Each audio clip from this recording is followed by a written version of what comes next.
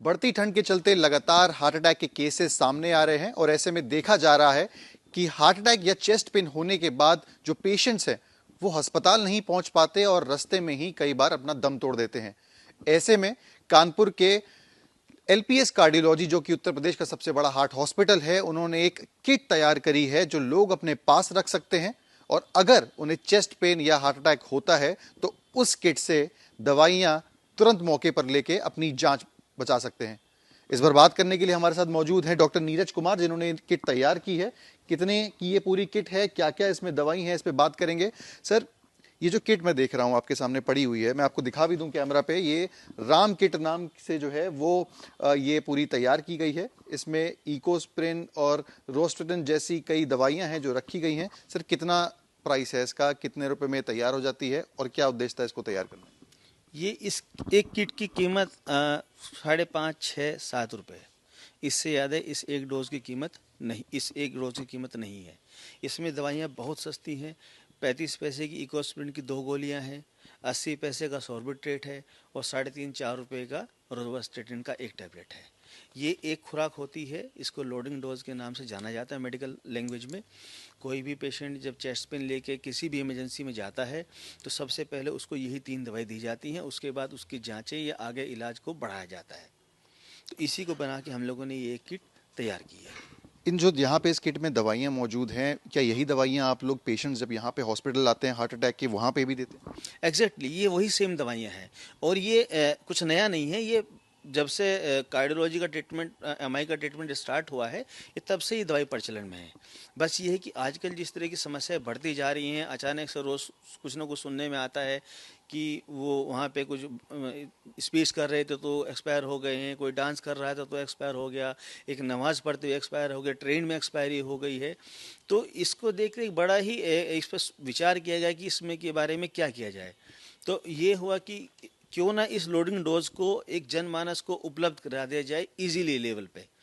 उसको ये जानकारी हो जाए कि हमको हॉस्पिटल, अपने घर से हॉस्पिटल तक जाने से पहले अगर हम इस लोडिंग डोज को अपने घर में ही खा लेंगे तो जो काम हॉस्पिटल में 15, 20, 25, 30 या 40 मिनट बाद होना है वो दवाई आप घर से लेके चल रहे हैं। तो हो सकता है आपके हॉस्पिटल आते आते आपकी समस्याएं भी समाप्त हो जाए। ये बहुत ही महत्वपूर्ण है। मैं अपने जो लोग हैं, जो आम लोग हैं जिनको नहीं पता होती चीज़ें, उनके लिए आपको रिक्वेस्ट करूंगा कि समझाने पाएं कि दो दवाइयां हैं कौन सी हैं और कैसे उनको खानी है, और अगर उनके साथ कोई किसी तरीके की अनहोनी होती है, हार्ट अटैक आता है, चेस्ट पेन होता जी देखिए, इसमें 3 दवाई होती हैं। हम सभी लोग जानते हैं कि जब हार्ट अटैक होता है तो हार्ट की जो नसें होती हैं वो ब्लॉक कर जाती हैं, उसके अंदर खून के थक्के बनने लगते हैं, उसकी वजह से हम लोगों को हार्ट अटैक होता है। तो उसको रोकने के लिए 2 गोली इकोस्प्रिन की एक साथ खानी होती हैं। ये ब्लड थिनर है, जो खून का थक्का बन रहा है उसको रोकती है, उसको बनने नहीं देती है। दूसरा जो टैबलेट है ये रोजुवास्टेटिन का है। इसको सामान्य भाषा में अगर हम बात करेंगे तो कोलेस्ट्रॉल कम करने की दवाई होती है।